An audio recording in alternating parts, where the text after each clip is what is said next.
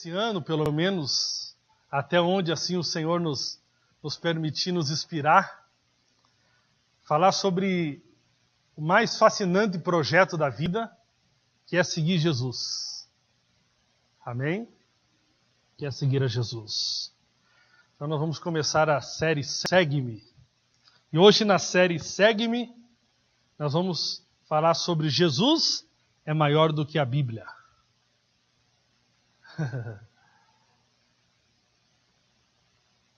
Jesus é maior do que a Bíblia. Eu vou colocar nos grupos da comunidade. Irmãos, tenha paciência, tenha amor, tenha graça. Fique nos grupos da comunidade. Apague os outros grupos. Amém? Fique no grupo. Tem coisas, irmãos, que isso é gostoso também. Eu falo assim, eu não vou mandar mais mensagem para ninguém que seja do grupo. Mas foge da minha natureza. Eu falo, essa mensagem pode ser boa para essa pessoa, vou mandar para ela. Eu tenho buscado agora, vou usar esse ano pelo menos um pouco mais de bom senso para mandar mensagem mais no início da manhã e à noite. Por causa do meio do dia, horário de trabalho, e pode atrapalhar os irmãos e também você não olhar. Também a maior parte das mensagens que eu faço agora eu estou colocando no Facebook, não estou colocando todas no grupo. Mas eu vou colocar hoje nos grupos, eu vou colocar 3 vídeos para ajudarem no entendimento dessa palavra, que eu não vou ter tempo de falar sobre esses 3 vídeos. Amém? Esses 3 vídeos, eles falam como é que foi montado esse tal de livro, chamado Bíblia. Amém? Como é que, se deu a composição. Você tem que entender que naquela época, nos tempos bíblicos, especialmente no Novo Testamento, era edificado tudo por cartas. E tinha muita carta. E como que no meio desse monte de carta se chegou nesse cânon bíblico sagrado, que é considerado a palavra de Deus, inspirada. Então eu acredito que você vai querer ver esses vídeos. Afinal de contas, se alguém perguntar para você, mas você tem esse livro aí? Como é que surgiu esse livro? E pasmem, você, quase 400 anos, a igreja viveu sem um livro unificado, chamado Bíblia. Quase 400 anos. Amém? Ok. João, capítulo 1, verso 43, diz: no dia seguinte, Jesus decidiu ir para Galileia. Quando encontrou a Filipe, disse, segue-me. Segue-me. Amém? Que o Senhor te dê revelação nessa manhã, em nome de Jesus. Como eu acabei de falar, irmão, seguir a Jesus é o projeto mais fascinante e importante que nós podemos ter. Amém?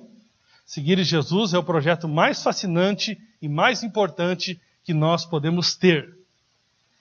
Ao mesmo tempo, é um chamado tão mal compreendido, o segue-me, o ser discípulo e até o tal do discipulado. É uma coisa muito mal compreendida, muito hoje tendo vários tipos de interpretações e até gerando certos traumas em muitas pessoas quando ouve essa palavra discípulo e discipulado. Muitos pensam que estão seguindo a Jesus, contudo, já o perderam no meio do caminho. Ou na caminhada, já o perderam. Portanto, é prudente refletirmos sobre algo importantíssimo diante dessa jornada. Estamos seguindo a Jesus nos termos dele, ou nós estamos seguindo outra coisa que nós pensamos que é o Evangelho, que nós pensamos que é ser discípulo de Jesus, que nós pensamos que é estarmos seguindo a Jesus. Para muitos, seguir a Jesus é sinônimo de ascetismo religioso, não toques, não proves, não manuseis. Sinônimo de um monte de regrinha, Fruto dos gostos de algum líder. Mas seguir Jesus não tem nada a ver com isso. Para muitos, seguir a Jesus é fanatismo. Quando fala em radical, está muito relacionado com ainda xiita, muçulmano, está entendendo? Homem-bomba, gente sem sensatez, sem bom senso,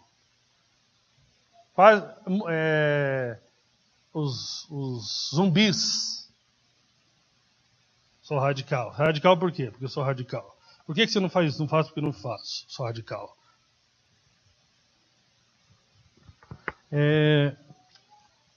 É sinônimo de penitências, né? Quanto mais penitência fizer, melhor. Deus vai gostar mais. É sinônimo de perder relacionamentos sociais, de não ter mais uma vida social.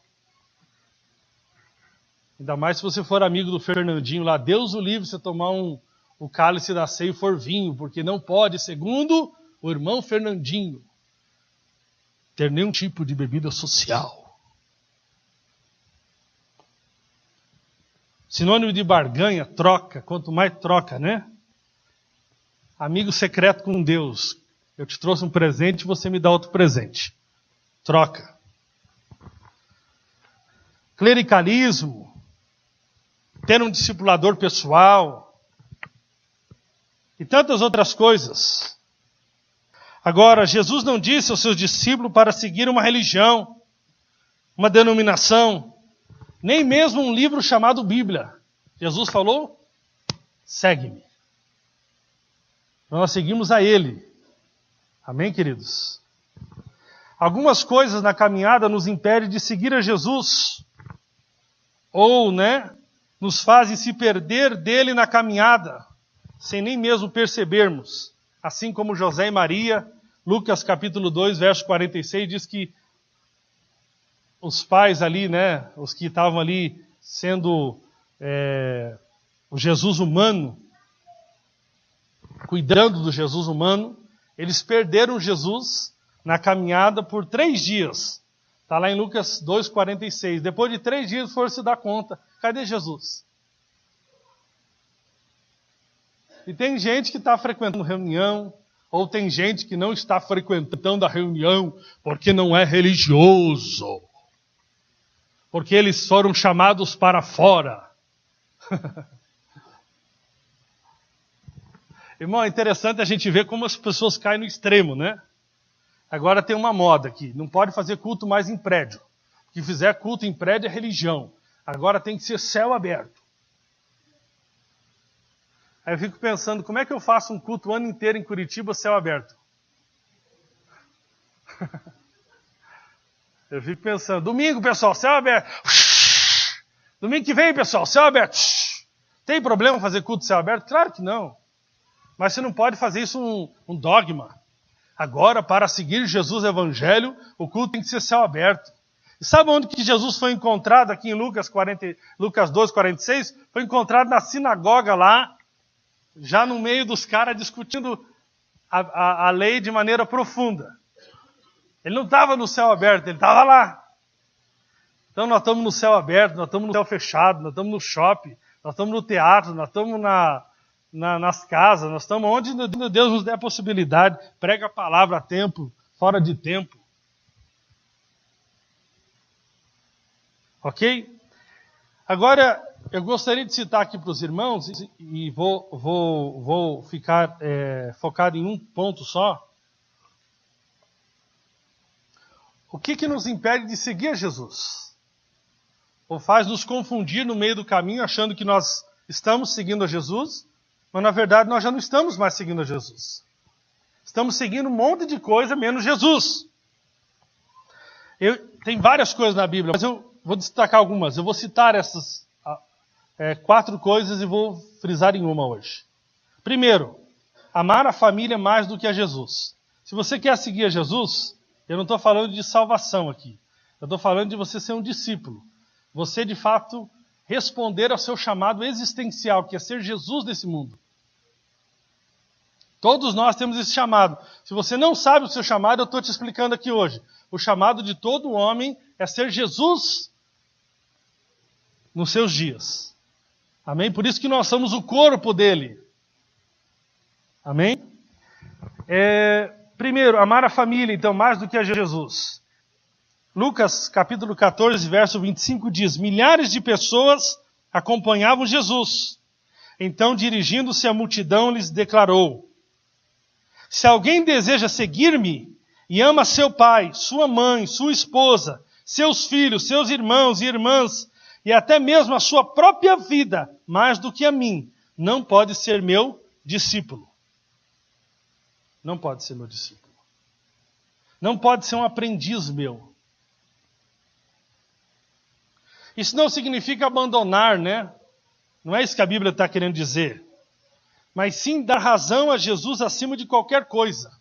E nesse aspecto, a família pode ser o maior inimigo de Jesus.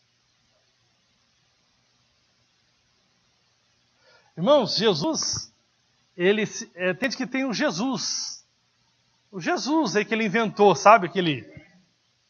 Mas eu gostaria que nesse ano você começasse a ler a Bíblia, os Evangelhos, e começasse a perceber Jesus de fato encarnado.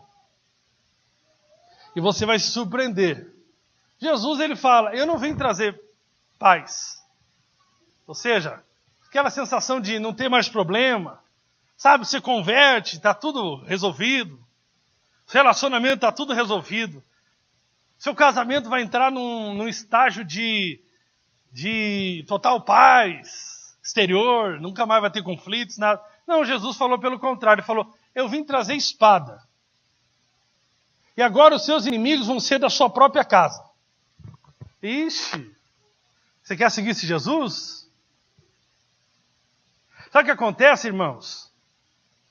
Deus tem falado isso comigo. O que está acontecendo com muitos irmãos é que eles estão lendo livros só. E o Einhard me deu uma instrução um tempo atrás, na verdade deu uma instrução meio brava até. Faz uns 2 anos atrás eu falei para ele, eu estava lendo um livro, ele falou, para de ler livro! Eu falei, tá bom, por quê? Ele falou, porque você não vai ser um discípulo de Jesus, você tem que ler a Bíblia. Livro só fala de um assunto, Bíblia fala de tudo. Você vai pegar um livro ali, uma série só para falar que você é filho amado. Você só vai ficar nessa aí, eu sou filho amado. É bom ser filho amado? É. Mas nos versículos que fala de filho amado, ele fala no outro. Assim como você foi amado, ame seu irmão. Porque quem não ama seu irmão que vê, e diz que ama a Deus que não vê, é mentiroso. Ou você vai ficar no versículo que você é filho amado. E está muito bom ser filho amado, mas a grande questão é, ser discípulo de Jesus vai além de ter a compreensão e a consciência de que é amado. Não que isso seja pouca coisa. Mas vai além. Agora é o seguinte, graça é uma pessoa, é Jesus. E graça retida se torna o próprio mal na sua vida. Eu vou te falar o que se torna graça retida. Você recebeu a graça de Deus, que é o perdão absoluto dos seus pecados. Amém? E agora Deus quer que você receba isso, essa graça, mas a graça nunca deve ser retida na sua vida, ela deve ser dada. E quando você não dá a graça que recebeu, essa graça mesmo se torna o teu problema. Por quê? Eu deveria dar o perdão, eu não dou o perdão. A retenção da graça se torna em mim uma amargura. E a amargura acaba me privando da própria graça, como diz o autor de Hebreus. Não deixe nenhuma raiz de amargura para que ela não vos prive da graça de Deus. Então a graça, queridos, ela é uma ação de recebo e dou, recebo de Deus e dou para o próximo, recebo de Deus e dou para o próximo. Essa é a tônica do Novo Testamento, Paulo falando, todo momento. Assim como Jesus fez, sede bondosos, misericordiosos, perdoando-vos uns aos outros, assim como Cristo vos perdoou. Ou seja, isso é o Evangelho. Eu recebo perdão, eu dou perdão. Recebo amor, eu dou amor. Eu recebo graça, eu dou graça. Eu recebo provisão, eu dou provisão para o próximo. A graça, na verdade, é para isso. É dando, né? E quanto mais eu dou graça, essa graça volta para mim, mais ela cresce em mim, mais ela se manifesta no próximo. Então, seguir Jesus, queridos, observar as palavras de Jesus é uma coisa... Jesus estava falando, né, para uma grande multidão, sobre quem não comesse da carne dele, não bebesse do sangue dele, não tinha parte com ele. Ou seja, vocês não têm parte comigo. Se vocês não comeram do meu corpo, não beberam do meu sangue, vocês não têm parte comigo. Ou seja, se vocês não absorverem eu como vida, como verdade, vocês não têm parte comigo. Sabe o que a multidão fez? Vamos imaginar que eu estou falando isso aqui agora, começa a sair. Só fica os 12. Jesus faz o quê? Quer ir junto? Jesus não estava preocupado em ter igreja de milhares. Por ter. Jesus não estava preocupado em formar uma grande associação de gente, né, clube de vantagens. Está quase surgindo isso, né? Venha para a nossa comunidade. Aqui não tem dízimo, aqui você pode beber, aqui você não precisa ter compromisso, aqui você não precisa isso e venha. E transferimos o seu número, para você não perder. Quase que a transferência lá da telefônica, das empresas de telefonia.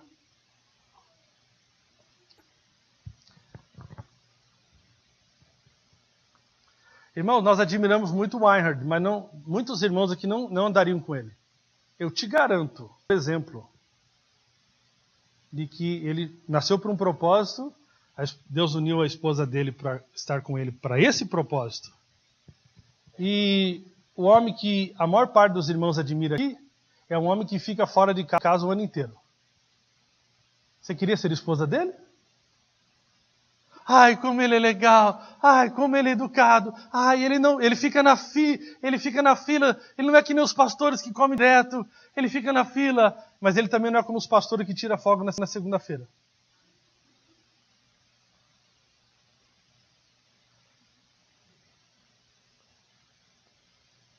Ele não é esse senhor cara legal que você pensa que ele é. Que ele é discípulo de Jesus. Eu preciso pregar o evangelho. Debbie já sabe. Não posso fazer nada. Você queria ser esposa dele? Ou é melhor ficar com o Joseph mesmo?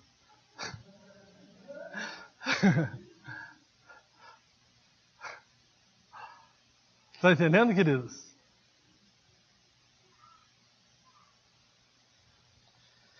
Poderíamos falar só sobre isso hoje, mas vamos avançar.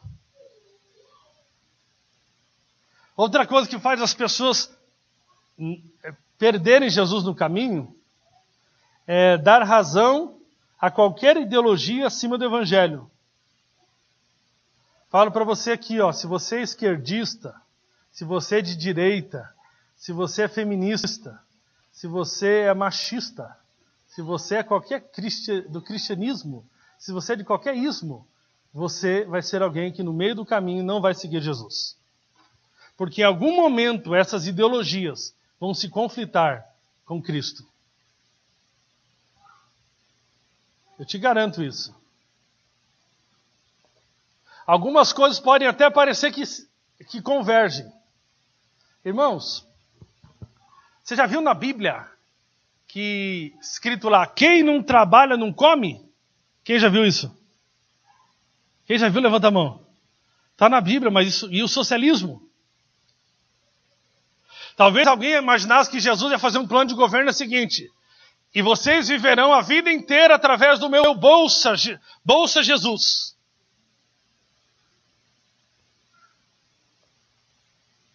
Não, Jesus... Tem gente que pensa que toda vez que Jesus encontrava com a multidão, ele multiplicava pães e peixes. Quantas vezes diz que ele multiplicou pães e peixes?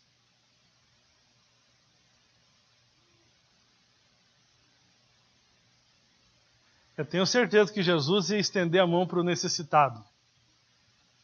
Mas principalmente, ele iria dar condição para que aquele necessitado pudesse criar sua autoprovisão.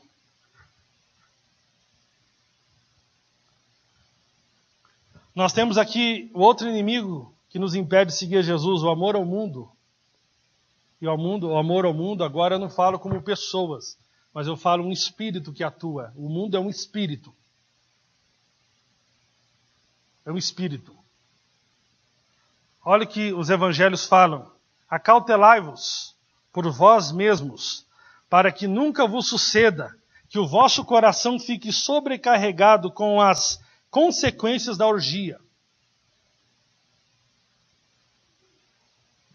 da embriaguez e das preocupações deste mundo. E para que aquele dia não venha sobre vós repentinamente como um laço, pois há de sobrevir a todos os que vivem sobre a face da terra. Vigiai, pois, a todo tempo, orando para que possais escapar de todas estas coisas que têm de suceder e estar em pé na presença do Filho do Homem. Aqui nós temos algumas coisas, né? Fala aqui, acautelai-vos por vós mesmos, para que nunca vos suceda que o vosso coração fique sobrecarregado com as consequências da orgia. Ou seja, orgia traz consequências. O que é orgia aqui de maneira simples? Qual que é a expressão, como que você pode perceber essa questão da orgia? A orgia esvazia o coração da capacidade de amar e enche os sentidos humanos de fantasia. Isso é orgia. É o culto ao prazer. É o culto ao prazer. Pelo prazer. Ou seja, não existe na prática, ciente da orgia, qualquer possibilidade de que o amor cresça no coração. Por que o amor não pode crescer no coração de quem está com o coração sobrecarregado com a orgia, com a busca pelo prazer? Porque a busca pelo prazer é contrário ao espírito do amor. Porque o amor é sacrificial. E quem diz que ama e não está disposto a sacrifícios pelo objeto do seu amor, não ama. Na verdade, ele está embriagado pela orgia, pelo próprio prazer. Você nunca sabe, quando está começando um relacionamento, se aquilo ali tem amor. Começo, né? Mocinha jovenzinha, bonita, né? E a maior parte da jovem hoje só gosta de se oferecer como uma exposição, um balcão frigorífico. Picanha, tem maminha. Tem aqui um contrafilé com osso. Aí lá no futuro a gente vê as mesmas mulheres reclamando. Eu vou mandar prender esse safado aí, porque ele não está pagando a pensão, não é homem. Ele nunca foi homem, você que escolheu ele para ser o pai do seu filho. Você tem que lidar com essa verdade. São poucos que depois se desviaram no caminho, surtaram. Não! É que você se ofereceu com uma carne fresca, novinha. E o abutre gosta de carne. Tem que entender. Aí você tem que discernir com qual isca você vai lançar. Porque dependendo do peixe que você quer, você tem que jogar uma isca. Se você quer um abutre, se você quer um cara que quer ver você apenas como objeto de prazer, objeto sexual, quase como, vou pegar pesado aqui, segura aí, aperta, quase como uma prostituta, mas sem pagamento, tem que conscientizar você. Mas eu vejo tantas coisas lindas, que são senhoras que têm aqueles esposos, cabecinha branca, que está cuidando dela, os dois velhinhos, sabe, né? Tem uma história de 2 casal de idosos, diz que eles foram comer um lanche, e aí só um estava comendo, o outro não estava comendo. O jovem me perguntava, por que o senhor não come? É porque eu emprestei a dentadura para ela vai comer primeiro, depois eu como.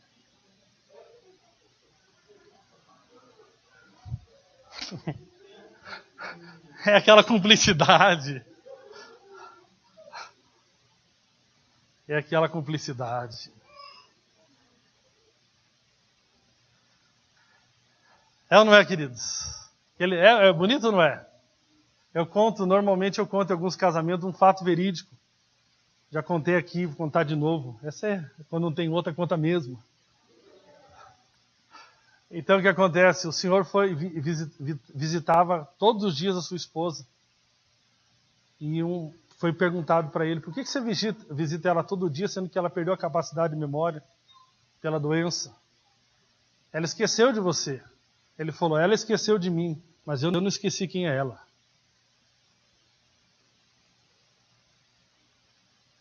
Mas tudo isso tem uma origem. Foi uma escolha lá atrás.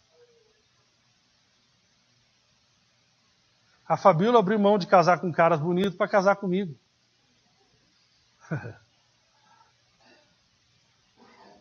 Casamento não é a coisa que mais mente por jovem, que casamento é sexo todo dia. Vou te falar, te enganaram, né? Antes de casar é aquele fogo, depois a gente tem que estar jogando, Cléber, de vez em quando as irmãs me procuram, professor, tem um alquinho aí para jogar no meu esposo, está meio apagadinho. Ele virou mensalista, só aparece uma vez por mês. É ou não é? Orgia, irmãos. Quantas pessoas estão na orgia? Estão na busca do prazer pelo prazer. É ou não é? Prazer pelo prazer.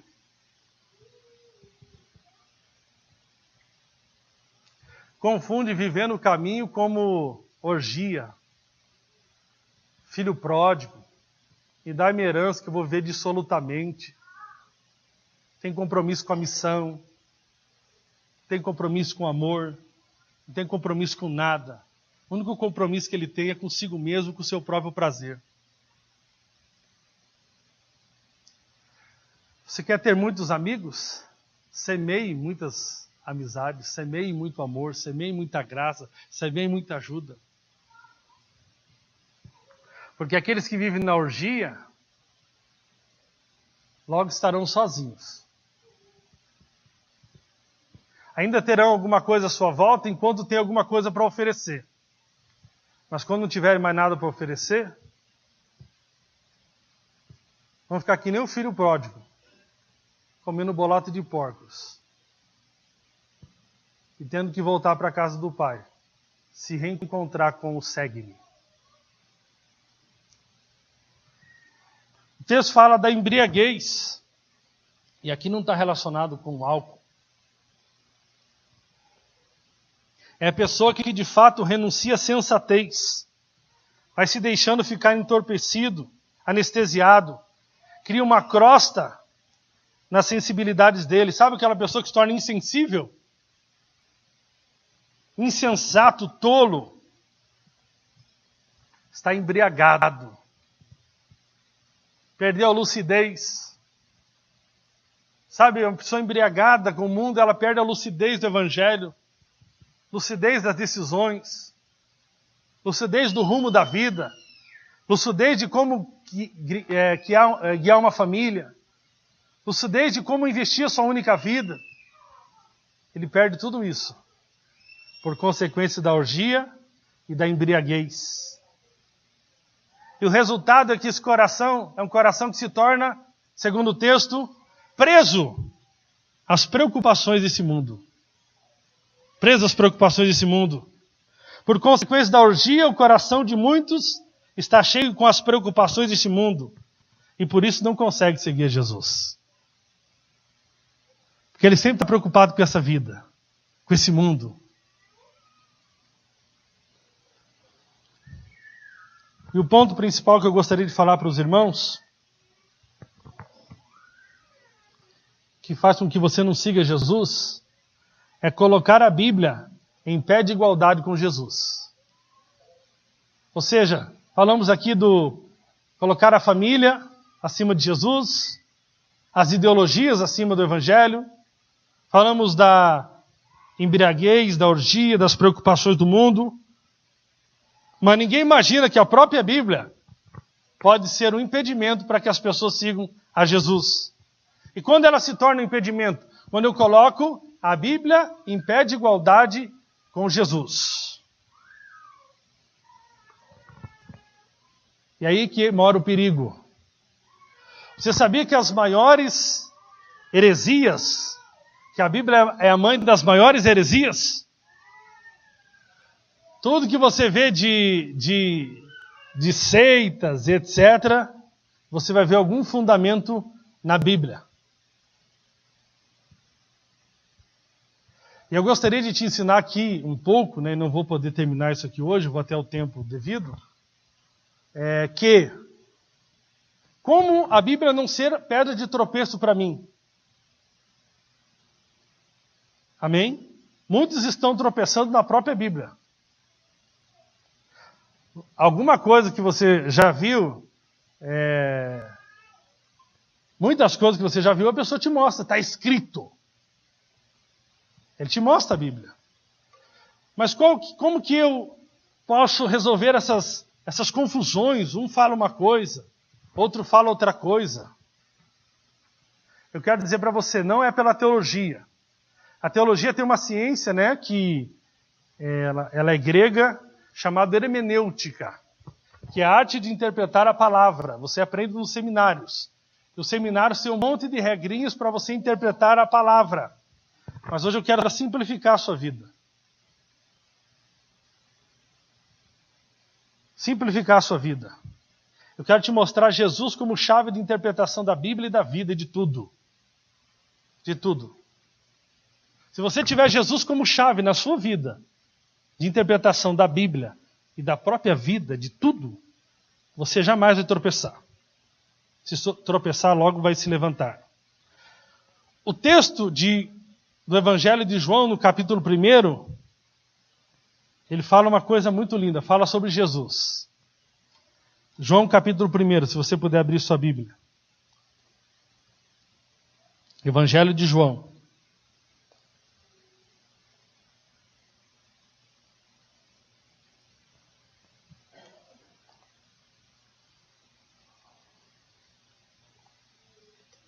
No princípio era a palavra, ou em outras traduções, o verbo.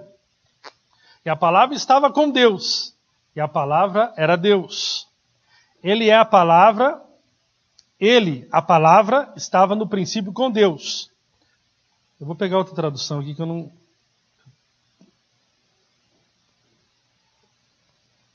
Todas as coisas foram feitas por intermédio dele, e sem ele nada do que existe teria sido feito.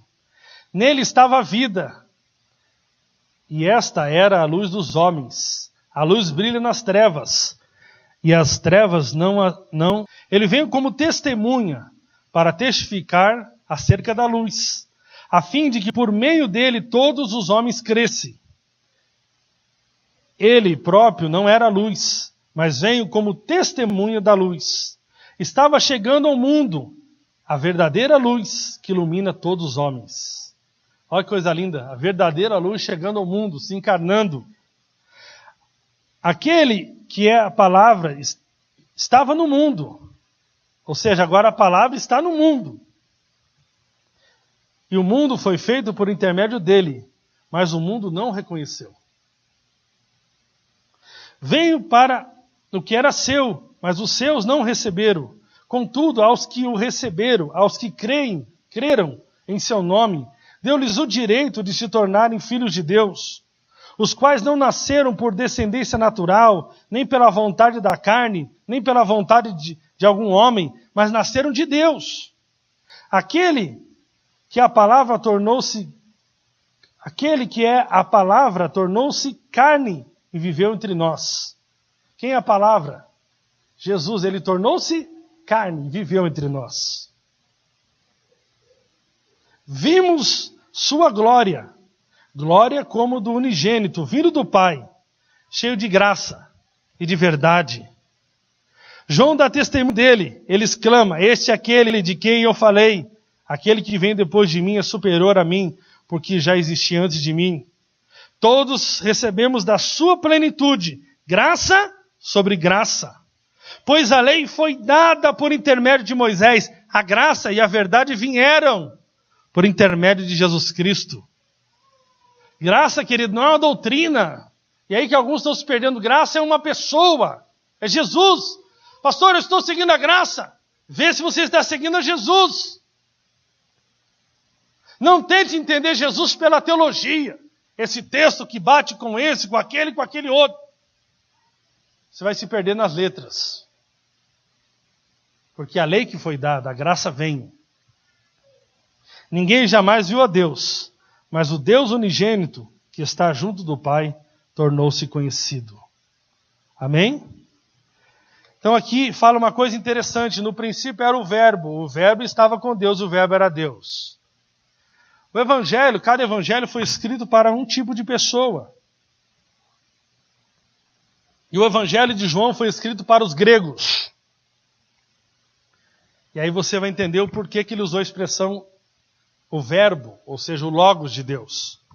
Verbo no grego é Logos, que significa palavra ativa, palavra em movimento, palavra que detona ação. Assim como na língua portuguesa, a palavra que denota ação é o verbo, correr, pular, brincar e trabalhar. Aqui João está falando aqui, no princípio era o verbo, ou seja, está falando de algo vivo. Não está falando de algo abstrato, está falando de algo vivo. Por que ele ensinou isso? Os gregos criam que entre Deus e os homens havia um grande abismo. Deus era infinito e o homem finito. Deus era imortal e o homem mortal. E Logos era a ponte que ligava esse homem a Deus. Os gregos criam que o Logos que ligava o homem a Deus. Mas Logos para eles era uma coisa abstrata, morta. Mas agora João vem mostrar que o Logos é algo vivo, encarnado, está entre eles.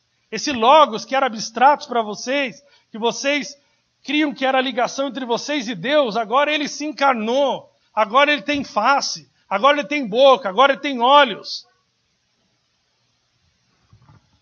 Logos era para os gregos o mesmo que a justiça é para os advogados. Quando um advogado fala da justiça, ele fala como sendo uma pessoa. A justiça jamais aceitará isso. Ele torna dar vida para a justiça, como um ente que tem vida, que pensa, que tem movimentos, que tem expressões. E tantas outras coisas, Quando o preso fala da liberdade, ele fala como sendo uma pessoa. Um dia eu vou encontrar a liberdade, como se ele saísse da cadeia e fosse ali, a liberdade estivesse ali para ele abraçar a liberdade. Os gregos então fizeram do Logos uma pessoa, só que essa pessoa não falava, não sentia, não pensava, na verdade essa pessoa era apenas uma abstração. Foi então que João se dirigiu para os gregos. Essa pessoa de quem vocês falam sem conhecer, eu conheço. Eu quero te apresentar o Logos. Olha a sabedoria da palavra. Eu quero te apresentar ele aqui. Você não conhece ele?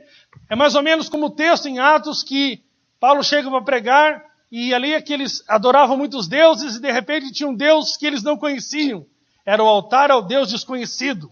E de repente Paulo fala, esse Deus que vocês não conhecem, eu quero apresentar ele a você. É esse mesmo que eu estou falando, é Jesus. Ele veio se apresentar a vocês. Olha a sabedoria. Muitos de nós já quebraram ali o altar ao Deus desconhecido. Canta alabaia, pá.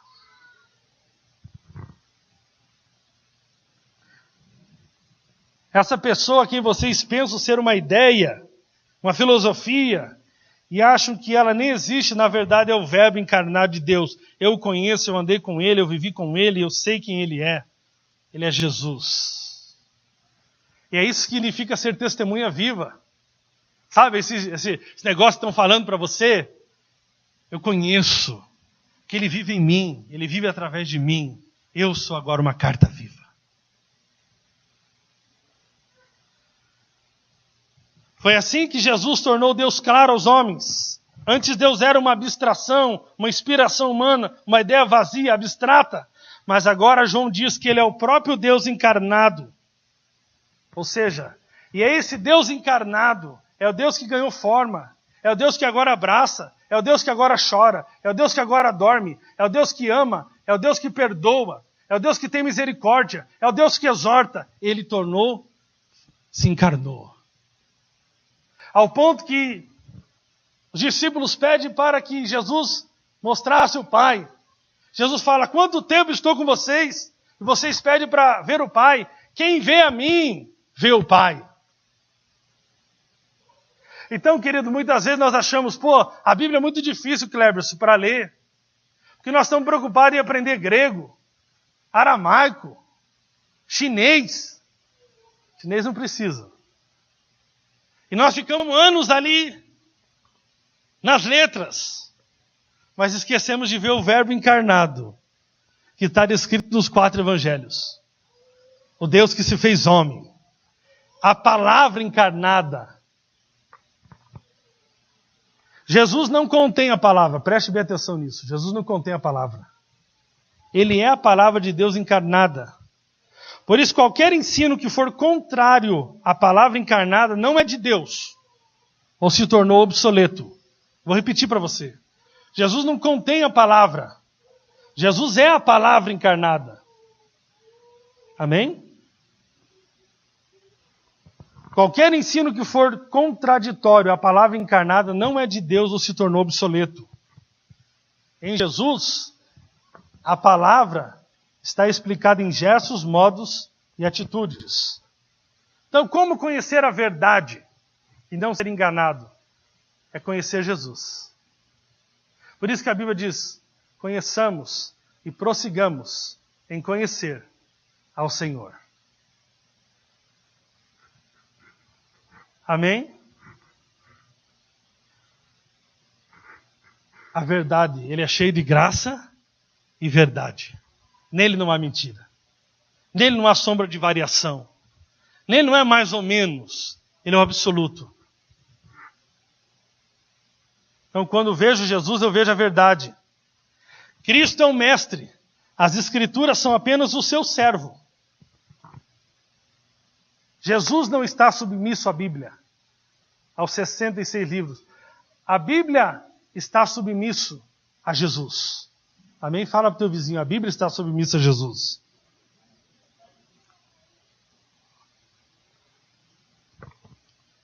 Olha o que Colossenses 2,9 me fala sobre ele.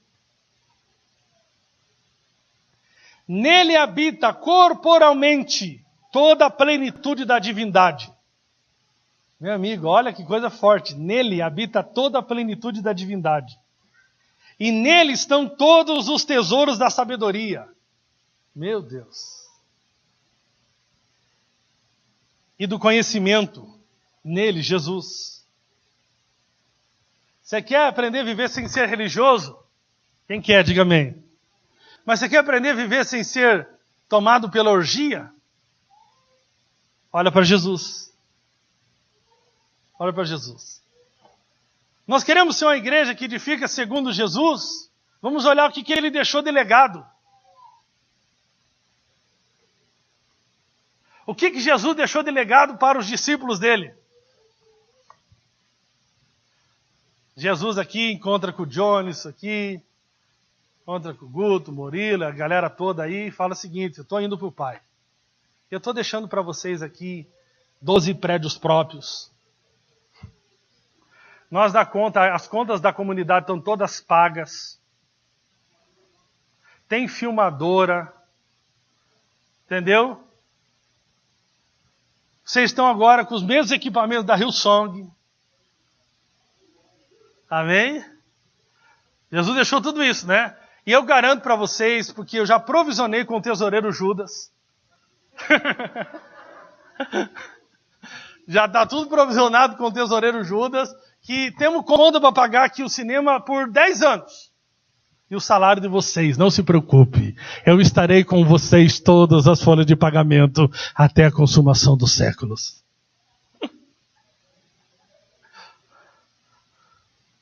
Jesus não perdeu tempo. Ainda ele falou o seguinte. Sabe o templo de vocês? Eu vou destruir ele em 3 dias. Eu vou destruir ele e vou reconstruir em 3 dias. Os caras acharam que ele estava vindo... como que é o nome daquela... falou tanto nela que... a construtora lá do Odebrecht. Construtora maravilhosa do nosso país. Eu vou deixar para vocês a construtora que constrói tudo rapidinho. Com dinheiro do BNDES.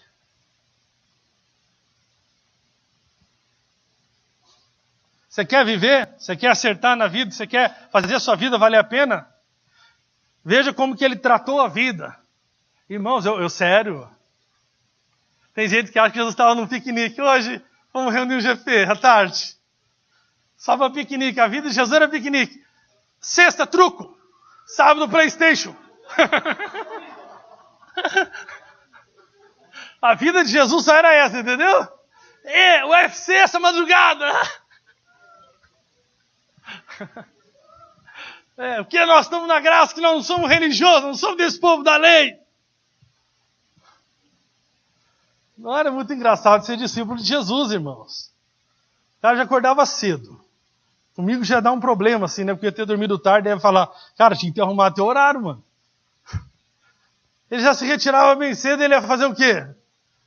Jogar truco nos discípulos. Eu não estou falando de jogar truco, mas nós caímos para uns extremos, é ou não é? Reunir para orar coisa de religioso. Agora porque nós somos a comunidade da graça, comunidade do truco.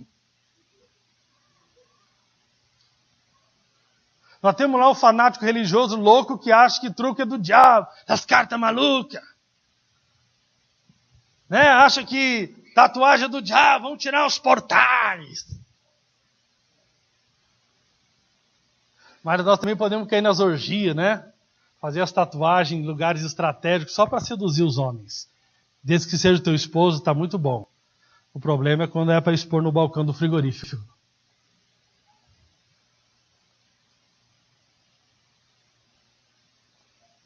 De repente lá Jesus tem uma atividade, mega encontrão com Deus, na praça, ao ar livre lá. Rapaz, o pessoal da cozinha faltou. O pessoal da cozinha faltou, o pessoal da logística do encontro não levou alimento, o GP não contribuíram. E já fazia o seguinte, a pregação dele era um pouquinho estendida, fazia 3 dias que ele estava ali. 3 dias. E nesses 3 dias aí, de repente, vocês estão com fome, né? Jejumzinho de Esther no Novo Testamento. 3 dias sem comer. E daqui a pouco ele fala para os discípulos, vão atrás do alimento. Mas não tem na conta corrente dinheiro. Nenhuma missão americana está mandando dinheiro. E aí começa a vida por fé. E o que acontece? Os caras conseguem lá os pães e os peixes. Jesus multiplica. E aí manda os caras distribuir para aquela multidão. 5.000 homens, fora mulheres e crianças. Rapaz do céu. Pior do que mexerica na Força Especial, Jones. Entendeu? Qual que é a nossa maior glória aqui no Som? É porque nós não queremos nem passar mais um rodinho, né, queridos? É bom essa comunidade, porque aqui quem limpa é o pessoal do cinema. E o pior é que, quando a gente vai fazer equipe de acolhedores, como o Anderson estava fazendo ontem, à noite, quando chegava a noite, nós só tinha 4 pessoas para trabalhar de acolhedor. Que nós somos o povo da graça, nós somos somos discípulos de Jesus, está consumado, está telestai. Não temos mais disposição para servir. Porque nos embriagamos foi com a teologia, com livros. Esquecemos de ver o verbo encarnado, que não veio para ser servido, mas veio para servir. Já observou a comunidade, como que são as igrejas hoje? Tem que ficar só bajulando as pessoas, né? Ai, querido, tudo bem, querido? Jesus, o sistema não era assim. Jesus manda os caras o quê? Distribuir os pães e os peixes. Pega o que sobrou e guarda. Os caras devem ficar imaginando pão babado. O que é isso? Que trabalho isso aqui, imagine. Céu aberto, todo o Parque Barigui sujo. Esse era um relacionamento.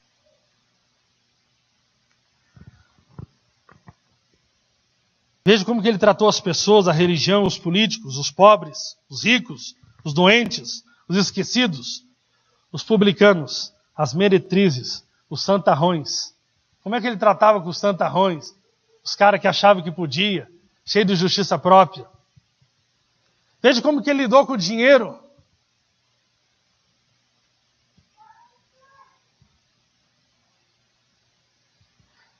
Resumindo, veja onde ele investiu a sua vida humana. Os heróis dos brasileiros fogem da cruz. Jesus, ele foi voluntariamente para a cruz.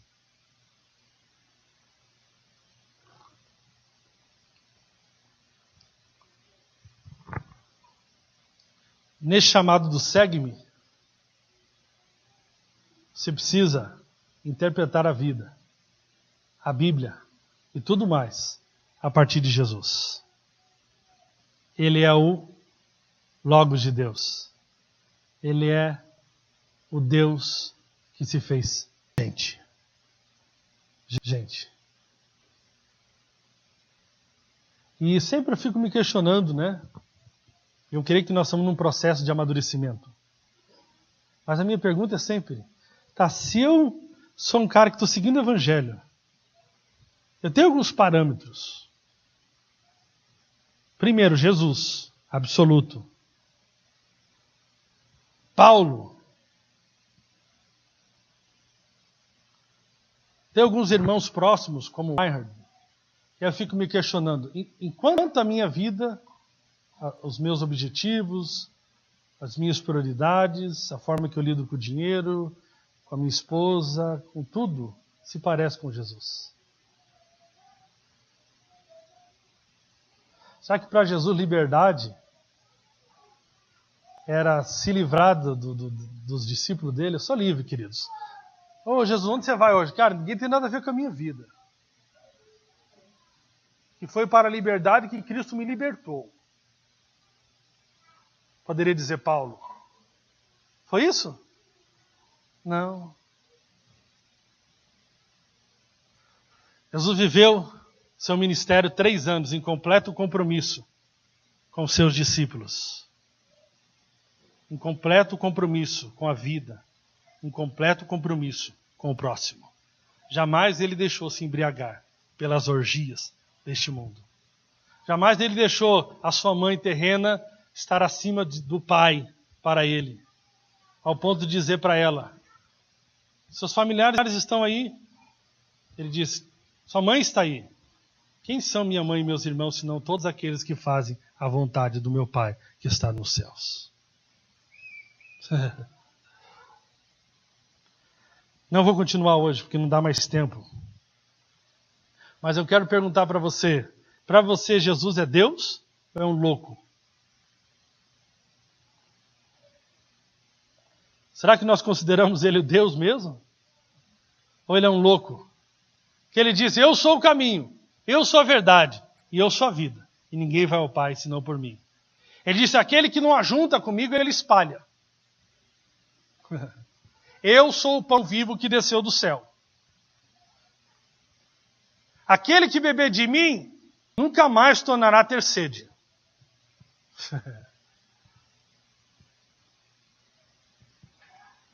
Em outras palavras, eu sou o eu sou.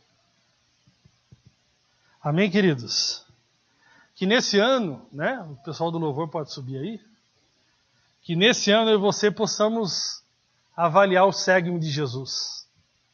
Eu não estou convidando você de maneira prática para me seguir. Mas se você perceber que eu estou seguindo Jesus, e talvez se você queira um referencial, eu acho importante isso, talvez eu possa ser um para você, não na totalidade como Jesus.